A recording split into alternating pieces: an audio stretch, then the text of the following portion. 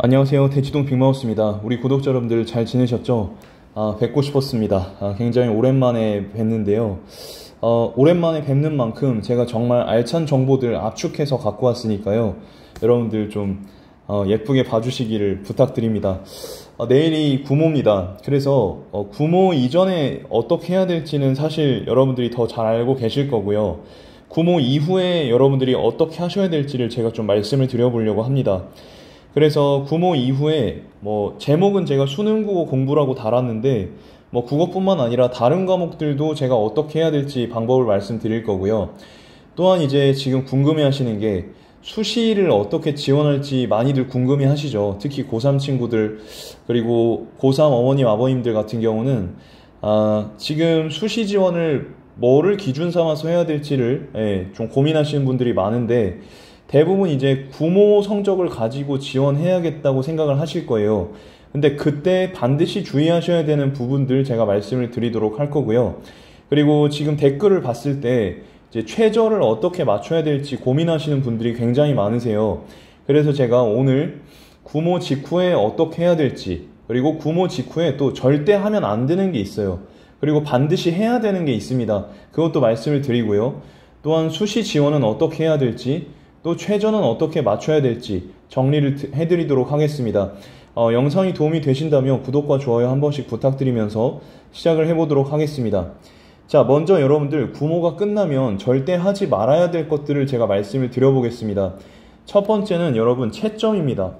이게 무슨 소리야 하실 수 있는데 여러분 시험 끝나고 나서 절대 바로 채점을 하지 마십시오. 왜냐하면 구모의 목적은 물론 지금 현재 여러분 상대적인 위치를 파악하는 것도 중요하지만 사실 여러분들이 현재 상태에서 어떤 약점을 갖고 있는지 약점 분석을 하는 게 주 목적입니다. 그래서 여러분들 약점에 대한 최대한 객관적이고 많은 빅데이터를 모으는 게 중요해요. 이번 6평 같은 경우가 지금 어그러졌기 때문에 실질적으로 도움이 될 수 있는 데이터는 9평밖에 없단 말이에요. 그렇기 때문에 약점을 분석하기 위해서 여러분들이 반드시 하셔야 될 걸 제가 먼저 말씀드리고 하지 마셔야 될 거를 좀 설명을 드릴 텐데요. 먼저 꼭 하셔야 되는 건 뭐냐면 지금 시험을 치고 나신 다음에 한 2-3시간 정도 집에 오셔서 쉬시다가 다시 시험지를 인쇄해서 다시 시험을 쳐보시기를 부탁드립니다. 왜냐하면 지금 학교나 학원에서 이제 구모를 쳤을 경우에는 긴장을 한 상태에서 시험을 쳤을 겁니다. 그렇게 되면 본인의 실력이 잘 안 나왔을 수가 있어요.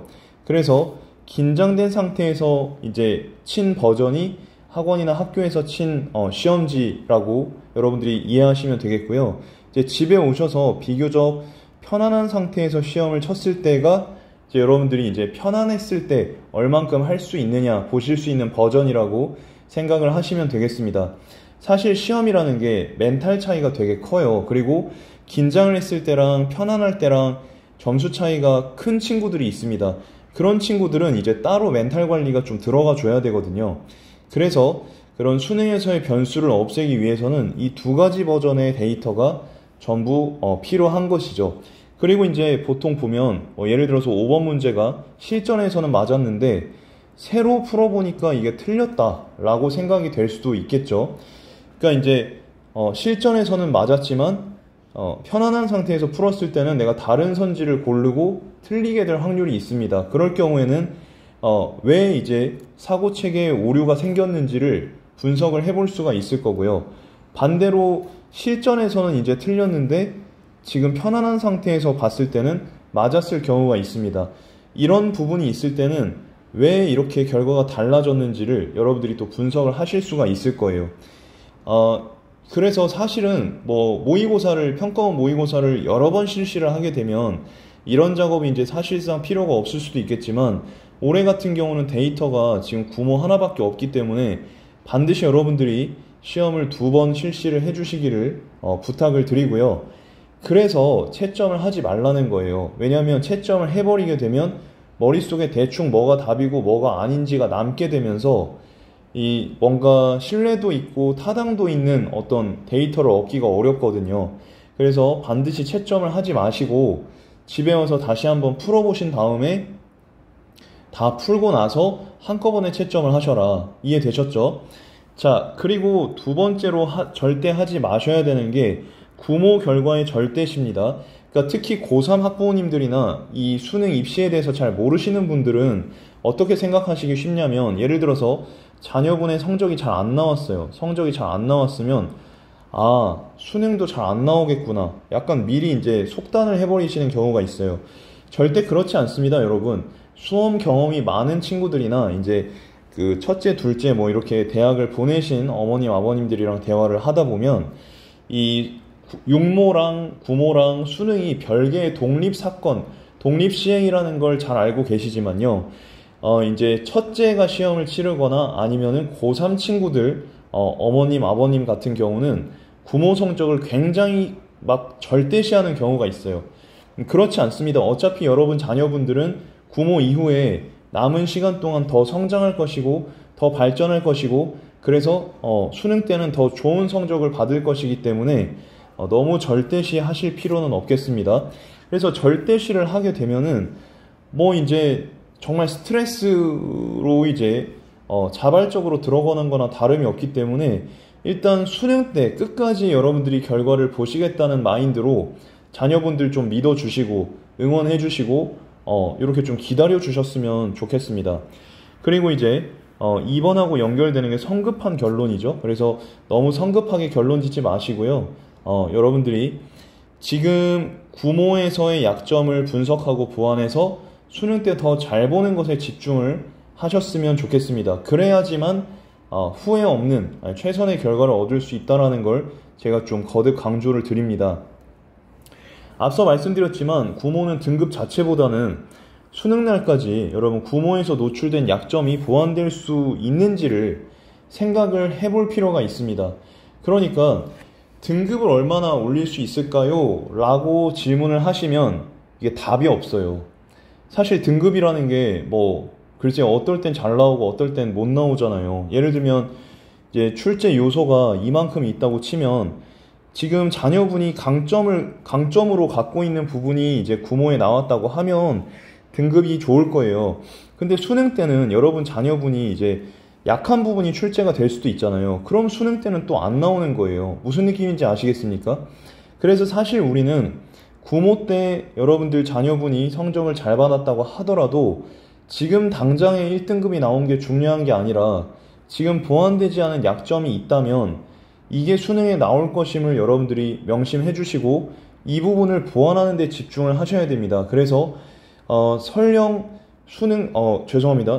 구모 등급이 잘 나왔다고 해서 여러분들이 거기에 들떠가지고 난 구모에서 국어가 1등급 나왔으니까 공부 시간을 좀 줄여도 되겠지 하고 줄이시면 될까요? 안 될까요? 절대 안 된다는 얘기입니다. 왜냐하면 구모는 모든 출제 요소가 출제된 것이 아니라 우연히 여러분 자녀가 잘하는 게 출제가 돼서 점수가 잘 나온 것일 수 있으니 거기에 대해서 너무 과신하지 마시라는 얘기입니다. 그래서 매년 제가 이제 어머님, 아버님들 상담을 해보면 육모, 구모 때는 1등급이었는데 왜 수능 때는 5등급이 나올까요? 라고 상담하시는 분들이 상당히 많으세요.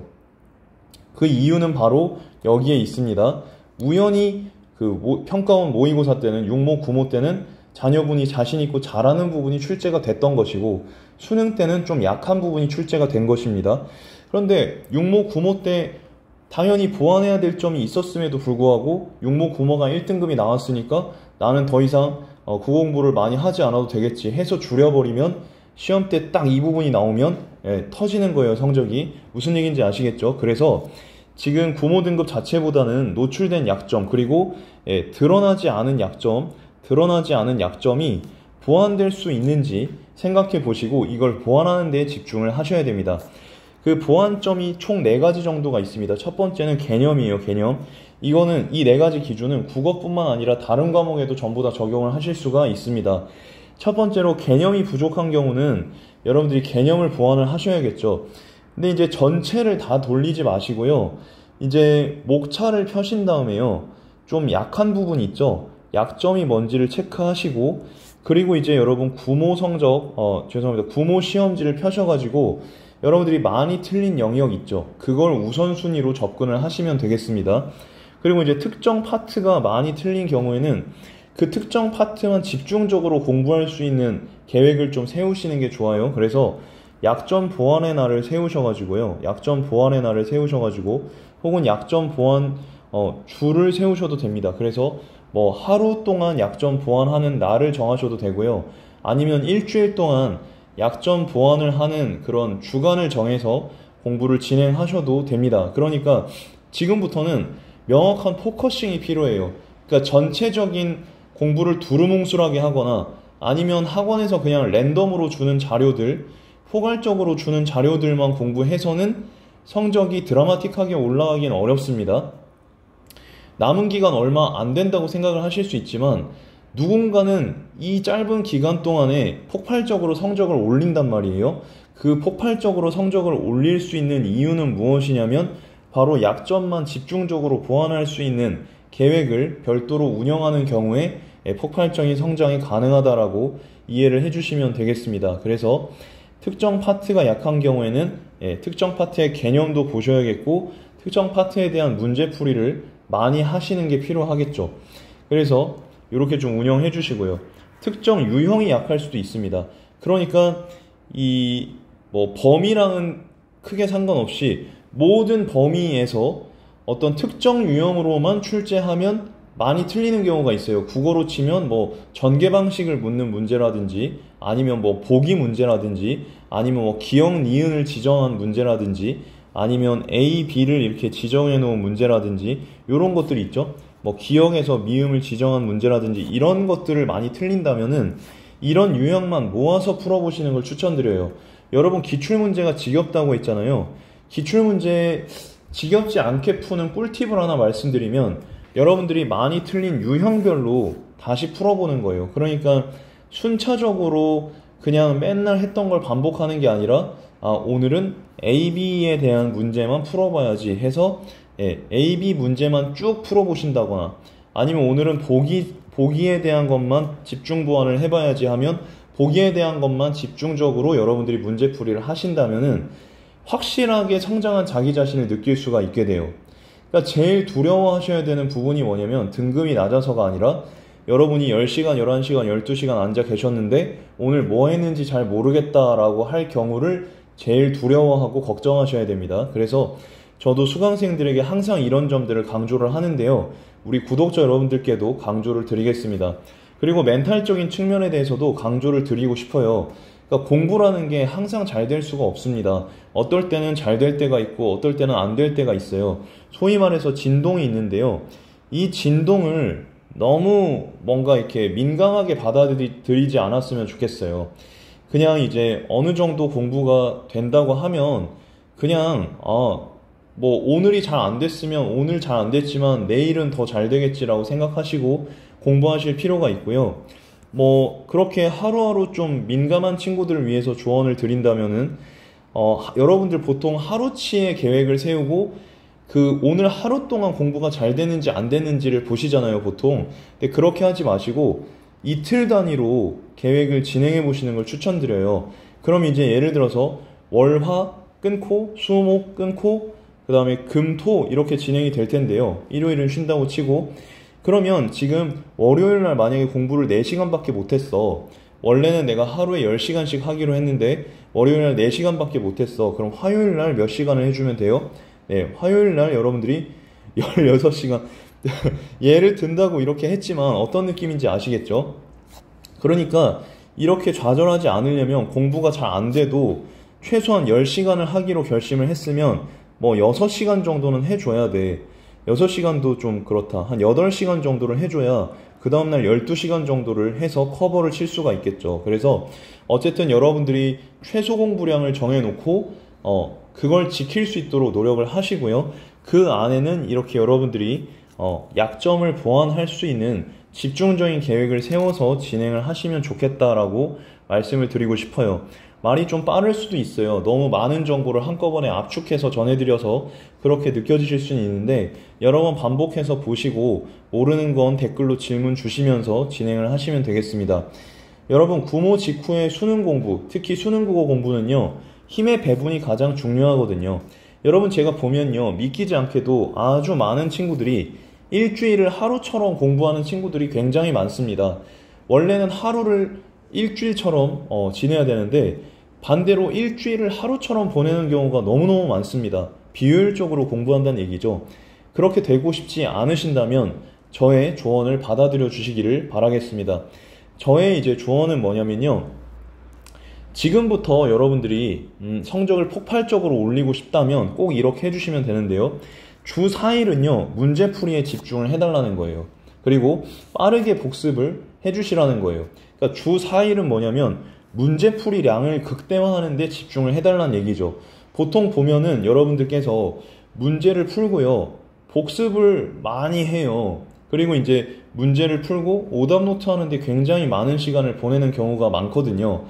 근데 그게 뭐 도움이 될 수는 있겠지만 지금 상황에서는 사실 점수를 폭발적으로 올리려면 양치기를 좀 할 필요가 있어요. 물론 그렇다고 질이 중요하지 않다는 건 아닙니다. 그래서 질적인 건 요 이틀 동안에 집중을 할 거고요. 주 4일 동안에는 여러분들이 문제풀이량을 극대화할 수 있도록 노력을 해주실 필요가 있습니다. 그래서 뭐 국수 영탐 전부 다 마찬가지입니다. 문제풀이를 실전처럼 정말 지금 모의고사 날에 뭐 한 문제당 한 지문당 몇 분 이렇게 정해놓은 게 있잖아요. 그대로 시간을 재면서 4일 동안은 문제풀이량을 극대화해 주시는 거예요. 그런 다음에 좀 남는 시간으로 대충 답 확인하고 왜 틀렸는지 간단하게 정리하고 넘겨요. 그리고 나서 나머지 이틀 동안은 이 4일 동안 문제풀이 하다가 이제 틀린 부분이 있을 거 아니에요. 이걸 집중적으로 복습하시면 여러분들 정말 일주일이 거의 여러분들 한 달 동안 공부하는 양하고 맞먹게 돼요. 제 말 믿고 한번 해보세요. 여러분들 보통 어떻게 하냐면 국어를 3시간 공부한다고 치면 3시간 동안 독서 한 두세 지문밖에 못해요. 문학 또한 2지문, 두세 지문밖에 못해요. 왜냐하면 두세 지문을 분석하고 문제를 풀고 오답 정리하는 데 시간이 많이 걸리기 때문에 그렇거든요. 그런데 빨리빨리 문제를 풀라 그랬잖아요. 실전처럼. 그럼 독서에서 한 지문 하면 독서에서는 최대 12분이거든요. 그러면 1시간이면요. 여러분들이 몇 지문을 할 수 있어? 최소 5지문을 갖다 할 수 있어요. 그러면 2시간 동안 하면 벌써 10지문이야. 문학은 한 지문당 정말 최대 6분 걸린다고 치면 1시간에 10지문 할 수 있어. 그러면 지금 하루 만에 독서 10지문, 문학 10지문을 할 수 있게 되는 셈이에요. 그러면 지금 문제풀이에 집중해서 이렇게 진행한 친구들은 그냥 일반적으로 공부한 친구들에 비해서 거의 5배의 공부량이 쌓인단 말이에요.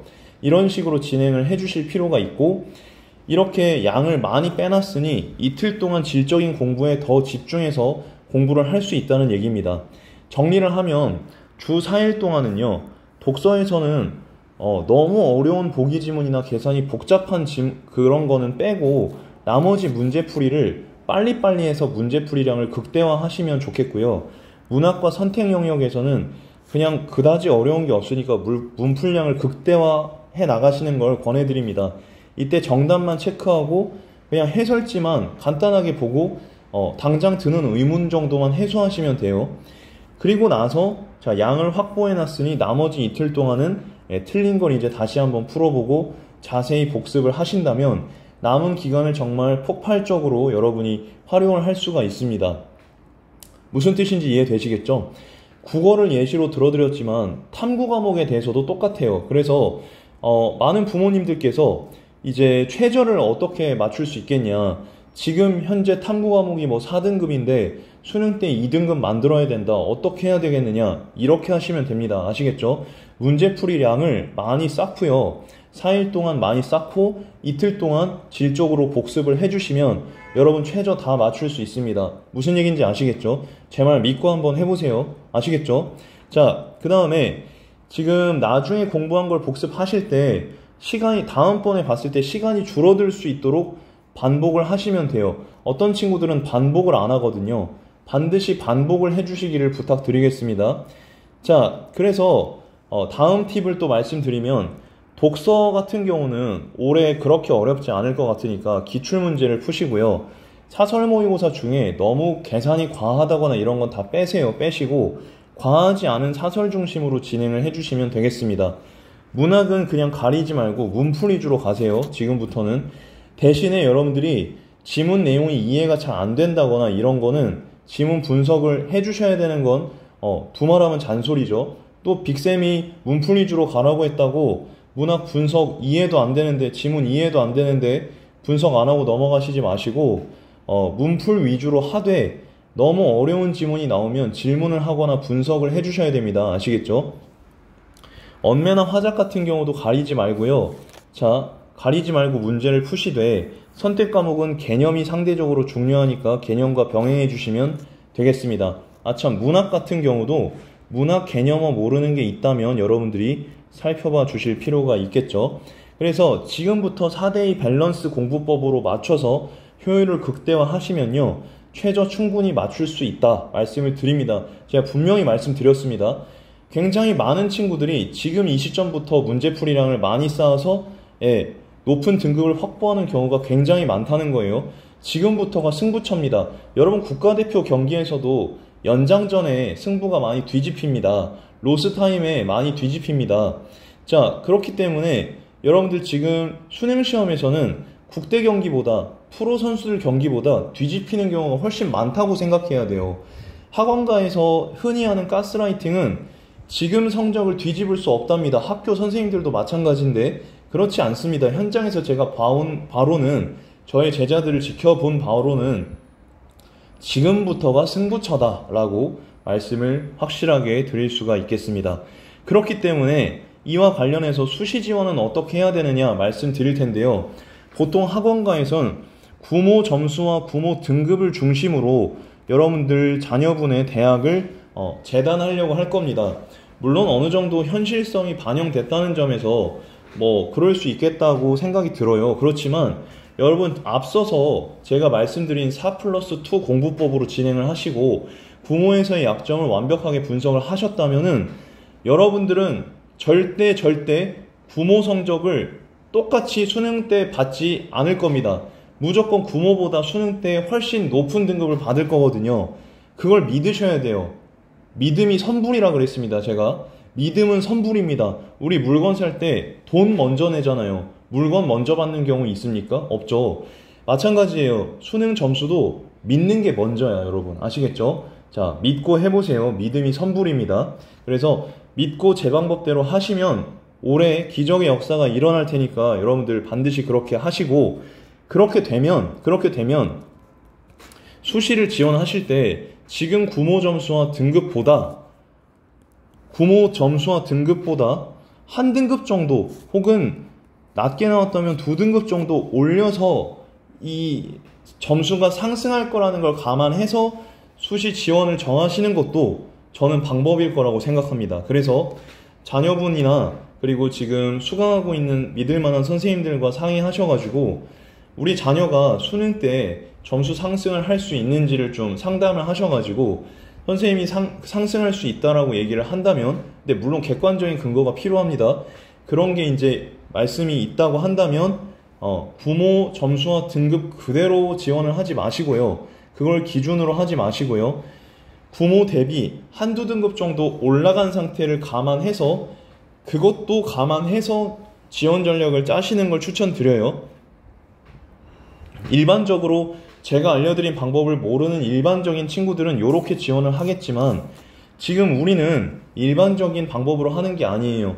대치동 빅마우스 빅쌤만의 특별한 방법으로 진행을 하는 거기 때문에 여러분들이 조금 다르게 수시 전략을 잡으실 필요가 있겠습니다. 우리 구독자 여러분들 8일 동안 제 영상 기다려주셔서 너무 감사드리고요. 그런 의미에서 제가 정보를 압축적으로 담았습니다.